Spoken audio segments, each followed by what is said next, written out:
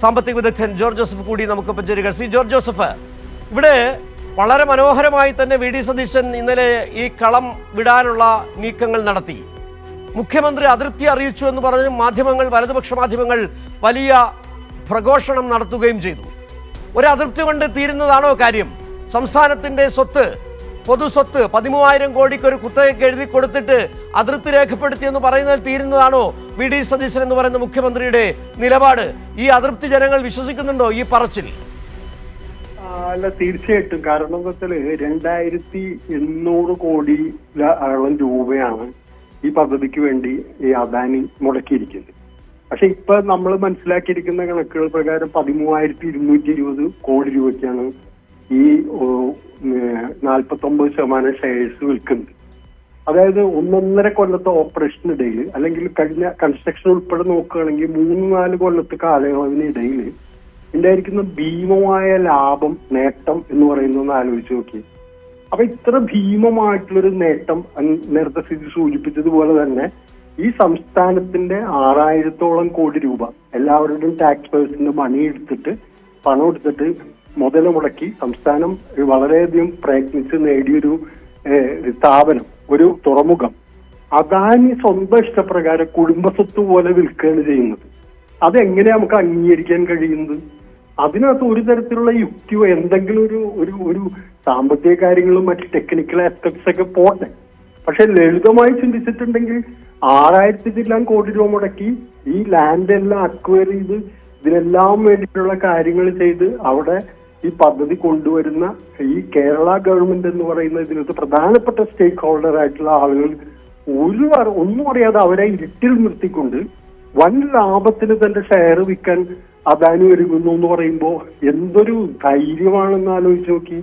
എന്താണ് അവരുടെ ഒരു ചങ്കൂറ്റം ആലോചിച്ച് നോക്കി. ഒരു ഗവൺമെന്റ് ഇവിടെ വ്യവസ്ഥാപിതമായ മാർഗത്തിലൂടെ രൂപീകരിക്കപ്പെട്ട ഒരു ഗവൺമെന്റിനെ ഇരുട്ടിൽ നിർത്തുന്നു എന്നാണ് പറയുന്നത്. നമുക്കത് വിശ്വാസത്തിലെടുക്കാം. അറിഞ്ഞില്ല. അല്ല ശ്രീ ജോർജ് ജോസഫ്, ഞാൻ ഇതിനകത്ത് ഒരു സംശയം, സ്വാഭാവികമായി വരുന്നൊരു സംശയമാണ്. ഇവിടെ ഈ തെരഞ്ഞെടുപ്പിൽ വിജയത്തിന് മുൻപ് തന്നെ വി ഡി സതീശൻ നടത്തിയ മംഗലാപുരം യാത്ര കേരളം കണ്ടതാണ്. മിഷൻ സമുദ്ര എന്ന് പറയുന്ന വലിയ പദ്ധതിയെക്കുറിച്ച് പറഞ്ഞു. അതോടൊപ്പം നിയമസഭയിൽ പറഞ്ഞത് വിഴിഞ്ഞത്തുൾപ്പെടെയുള്ള വൻ സ്വകാര്യ നിക്ഷേപം വരികയാണ്. ഈ ഒരു ഡീല് 13,000 കോടിക്ക് ഈ അദാനിയുടെ ഓഹരികൾ MSCക്ക് കൊടുക്കുമ്പോൾ അവിടെ എന്താണ് സതീശൻ നേട്ടമെന്നുള്ള ചോദ്യം വരുന്നുണ്ട്. പാർട്ടി അറിയാതെ, മുന്നണി അറിയാതെ തുറമുഖ വകുപ്പ് സ്വന്തമായി ഏറ്റെടുത്തുകൊണ്ട് വി ഡി സതീശൻ നടത്തുന്ന നീക്കങ്ങൾ അത് വളരെ കൃത്യമായി പൊതുജന ബോധ്യത്തിന് മുന്നിൽ തെളിഞ്ഞില്ലേ? അല്ല, അതാണ് സംശയാസ്പദമായ പല കാര്യങ്ങളും ഇതിന്റെ മറവിൽ നിൽക്കുകയാണ്. അത് വ്യക്തമാക്കേണ്ടത്, അതിനെ ഒരു ക്ലാരിറ്റി, ട്രാൻസ്പെറൻസി കൊടുക്കേണ്ടത് ഗവൺമെന്റിന്റെ ഉത്തരവാദിത്വവും ചുമതലയുമാണ്.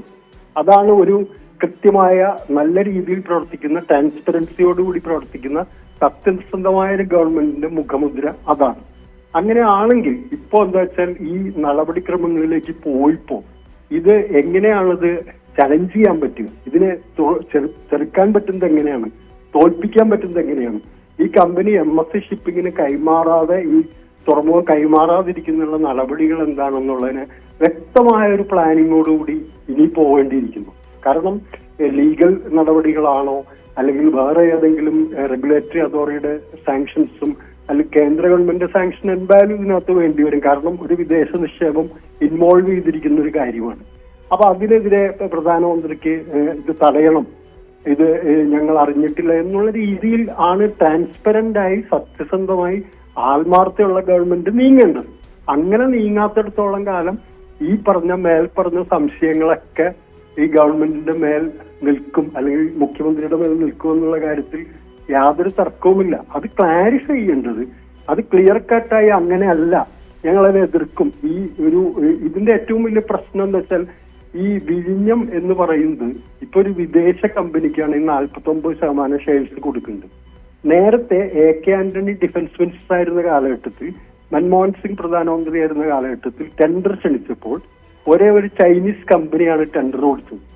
അപ്പൊ അന്ന് ആ ചൈനീസ് കമ്പനിക്ക് ടെൻഡർ കൊടുക്കാൻ ഡിഫൻസ് മിനിസ്റ്ററുടെ എതിർപ്പുണ്ടായി. അത് റിജക്ട് ചെയ്യുന്ന സ്ഥിതിയിലേക്ക് പോയി. അന്ന് പറഞ്ഞെന്താ, ഒരു ചൈനീസ് കമ്പനി ഇന്ത്യയുടെ തീരത്ത് സ്ട്രാറ്റജിക് ആയിട്ടുള്ള, ഇന്ത്യൻ മഹാസമുദ്രത്തിലെ സ്ട്രാറ്റജിക് ലൊക്കേഷനിലുള്ള ഒരു തുറമുഖത്തിന്റെ നിർമ്മാണം അല്ലെങ്കിൽ ഓപ്പറേഷൻ ഏറ്റെടുക്കുന്നത് രാജ്യ താല്പര്യങ്ങൾക്ക് നല്ലതല്ല. മാത്രമല്ല ശ്രീലങ്കയിലെ ഹമ്പൻ തോട്ട എന്ന് പറയുന്ന സ്ഥലത്ത് അവർ ആരംഭിച്ച പുതിയ തുറമുഖം അത് പണിയുന്നത് അതേ ചൈനീസ് കമ്പനിയാണ്.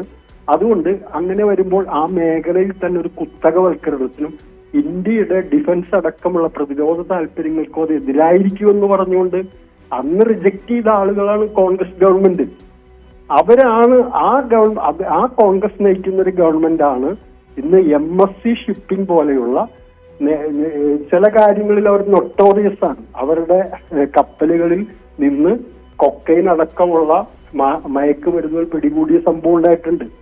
ഇതേ കമ്പനി തന്നെയാണ് മുന്ദ്ര പോർട്ടിൽ അദാനിയുടെ പങ്കാളി. ഇതേ കമ്പനി തന്നെയാണ് തമിഴ്നാട്ടിലെ എണ്ണോർ പോർട്ടിൽ അദാനിയുടെ പങ്കാളി. അപ്പോ ഇതൊരു വലിയ കുത്തകവൽക്കരണത്തിലേക്ക് വരികയല്ലേ.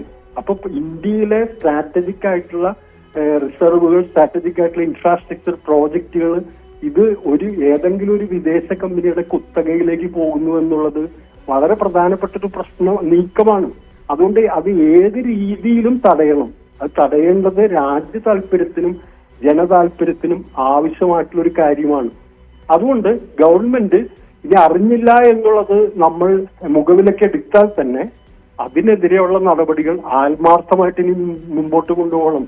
എങ്ങനെയാണ് അത് ലീഗലി തടയാൻ കഴിയുക? കേന്ദ്ര സർക്കാരിന്റെ ഇടപെടൽ എങ്ങനെ കൊണ്ട്? കേന്ദ്ര സർക്കാരിന്റെ ഇടപെടൽ എന്തായാലും അദാനിക്ക് അനുകൂലമായിരിക്കും എന്നുള്ള കാര്യത്തിൽ നമുക്ക് എല്ലാവർക്കും ഊഹിക്കാവുന്ന കാര്യമാണ്. എങ്കിൽ പോലും അത് സാധ്യമായ എല്ലാ വഴികളും തേടിക്കൊണ്ട് ഇതിനെ, ഈ നീക്കത്തെ, ഈ ഒരു വിദേശ കമ്പനിയുടെ കുത്തകവൽക്കരണത്തിലേക്ക് പോകുന്നു. ഇവിടെ തന്നെ ഈ വിഴിഞ്ഞത്ത് ആദ്യം അടുത്ത കമ്പനി മർക്കിന്റെ കപ്പലാണ്. അതേപോലെ പല കമ്പനികളും ഈ ഷിപ്പിംഗ് ലൈനുകൾ പലതും ഈ ഇന്ത്യൻ മഹാസമുദ്രത്തിൽ ഓപ്പറേറ്റ് ചെയ്യുന്നുണ്ട്. അത് MSCയുടെ കയ്യിലേക്ക് മാത്രം വരുന്നതോടുകൂടി ആ ഷിപ്പിംഗ് ലൈനുകൾ അകന്നു പോകുമോ എന്നൊക്കെയുള്ള ആശങ്ക പല വിദഗ്ധരും ഇതിനകം ഉയർത്തുകയാണ്, ഷിപ്പിംഗ് വിദഗ്ധരടക്കം. അപ്പൊ അതുകൊണ്ട് അതൊക്കെ പരിഹരിച്ചുകൊണ്ട് രാജ്യ താല്പര്യത്തിനും സംസ്ഥാന താല്പര്യത്തിനും സംസ്ഥാനത്ത് ഈ ഇന്ത്യയുടെ പ്രതിരോധ താല്പര്യങ്ങൾക്കും എല്ലാം ഇണങ്ങുന്ന വിധത്തിലുള്ള ഒരു സമീപനത്തിലേക്ക് കൃത്യമായി പോകാൻ നടന്നു. ഇനി അതെങ്ങനെ ഏത് വിധത്തിൽ പ്രതിരോധിക്കാൻ കഴിയുമെന്നുള്ളത് ആ കൃത്യമായ നടപടികളിലേക്ക് സതീശൻ സർക്കാർ പോകേണ്ടിയിരിക്കുന്നു. അല്ലെങ്കിൽ സർക്കാർ സംശയത്തിന്റെ മുൾമുനയിൽ നിൽക്കുന്ന ആരെങ്കിലും അങ്ങനെ പറഞ്ഞാൽ അവരെ നമുക്ക് എങ്ങനെ കുറ്റം പറയാൻ കഴിയും?